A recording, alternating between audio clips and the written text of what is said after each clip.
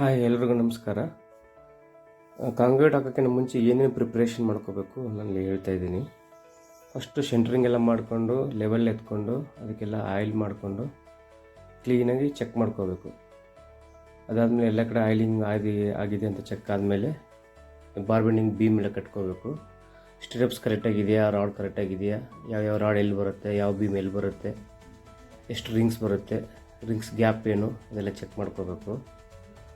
ಅದೆಲ್ಲ ಸೆಟಪ್ ಆದಮೇಲೆ ಪೂರ್ತಿ ಎಲ್ಲ ಬೀಮ್ ಕಟ್ಟಿ ಆದಮೇಲೆ ಬೀಮೆಲ್ಲ ಇಳಿಸ್ಕೊಂಡು ರೂಫ್ ಕಟ್ಟೋಕ್ಕೆ ಸ್ಟಾರ್ಟ್ ಮಾಡಬೇಕು. ರೂಫು ಅಷ್ಟೇ ಕ್ಲೀನಾಗಿ ಚೆಕ್ ಮಾಡ್ಕೋಬೇಕು. ಯಾವ ರಾಡ್ ಎಷ್ಟು ಬರುತ್ತೆ, ಎಲ್ಲಿ ಬರುತ್ತೆ, ಯಾವ ಬೇಲಿ ಡಬಲ್ ಮ್ಯಾಟ್ ಇದೆ, ಯಾವ ಬೇಲಿ ಸಿಂಗಲ್ ಮ್ಯಾಟ್ ಇದೆ. ಸೊ ಚೆಕ್ ಮಾಡಿ ಕ್ಲೀನಾಗಿ ಲೇ ಮಾಡಬೇಕು. ಬಿಫೋರ್ ದ್ಯಾಟ್ ಚಾಪೆ ಹಾಕ್ಬೇಕು. ಕೆಳಗಡೆ ಚಾಪೆ ಹಾಕಿದರೆ ನಮಗೆ ಕೆಳಗಡೆ ಪ್ಲಾಸ್ಟಿಂಗ್ ಮಾಡುವಾಗ ಗ್ರಿಪ್ ಜಾಸ್ತಿ ಸಿಗುತ್ತೆ, ನೀಟಾಗಿ ಬರುತ್ತೆ. ಸೊ ಅದಾದಮೇಲೆ ಸೈಡ್ ಕ್ಲೀನ್ ಇಟ್ಕೋಬೇಕು. ಮೆಟೀರಿಯಲ್ ಸ್ಟಾಕ್ ಮಾಡೋಕ್ಕೆ ಫ್ರಂಟಲ್ಲಿ ಏನು ಗಲೀಜಿದೆ ಎಲ್ಲ ಎತ್ಬಿಟ್ಟು ಸೈಡ್ ಕ್ಲೀನ್ ಮಾಡಿಕೊಂಡು ರೆಡಿ ಮಾಡ್ಕೋಬೇಕು.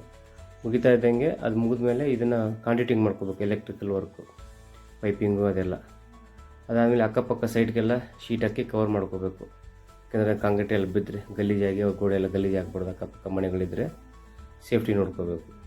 ಆಮೇಲೆ ಶಟರಿಂಗು ಸ್ಟೆಪ್ಸ್ ಎಲ್ಲ ಕೌಂಟ್ ಮಾಡಿ ಕರೆಕ್ಟಾಗಿ ಬಂದಿದೆಯಾ ಇಲ್ವಾ ಚೆಕ್ ಮಾಡ್ಕೋಬೇಕು. ನೀಟಾಗಿ ಹೊಡೆದಿದ್ದಾರಾ ಇಲ್ವಾ, ಲೆವೆಲ್ಸ್ ಕರೆಕ್ಟಾಗಿದೆಯಾ ಅದೆಲ್ಲ.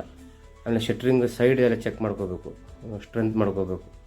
ಎಷ್ಟು ಕರೆಕ್ಟಾಗಿದೆಯಾ, ಕಾಂಕ್ರೀಟ್ ಹಾಕಿದರೆ ಏನು ಬಲ್ಜ್ ಆಗುತ್ತಾ, ಆಗೋದಿಲ್ವಾ, ನೀಟಾಗಿದೆಯಾ ಇಲ್ವಾ ಅಂತ ಎಲ್ಲ ಚೆಕ್ ಮಾಡ್ಕೋಬೇಕು.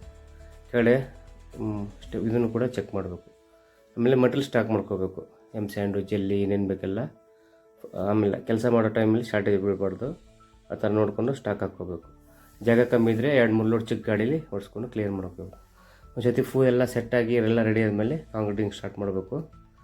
ಸ್ಟಾರ್ಟ್ ಮಾಡಿಕೊಂಡು ಒಂದು ಕಡೆಯಿಂದ ನೀಟಾಗಿ ಹಾಕ್ಕೊಂಡು ಬರಬೇಕು. ವೈಬ್ರೇಟ್ರ್ ಬಿಡಬೇಕು, ಚೆನ್ನಾಗಿ ಸೆಟ್ ಆಗಬೇಕು. ಅಂದರೆ ಚೆನ್ನಾಗಿ ವೈಡ್ ಬರ್ದಿರಂಗೆ ನೋಡ್ಕೋಬೇಕು. ಹೋಲ್ಸು ಅಣಿಕೊಂಬರ್ದಿರಂಗೆ ಕ್ಲೀನಾಗಿ ವೈಬ್ರೇಟ್ರ್ ಹಾಕಿ ಕೆಲಸ ಕಂಪ್ಲೀಟ್ ಮಾಡ್ಕೋಬೇಕು. ಲೆವೆಲು ಅಷ್ಟೇ ನೀಟಾಗಿ ಲೆವೆಲ್ ಮಾಡ್ಕೋಬೇಕು. ಇಬ್ಬರು ಲೆವೆಲ್ ಮಾಡೋಕ್ಕಿರಬೇಕು, ಇಬ್ಬರು ಕಾಂಕ್ರೀಟ್ ಇಳಿದು ಮಟ್ಟ ಮಾಡೋಕ್ಕಿರಬೇಕು. ಆ ಥರ ಮಾಡಿ ವರ್ಕನ್ನ ಕಂಪ್ಲೀಟ್ ಮಾಡಬೇಕು. Thank you.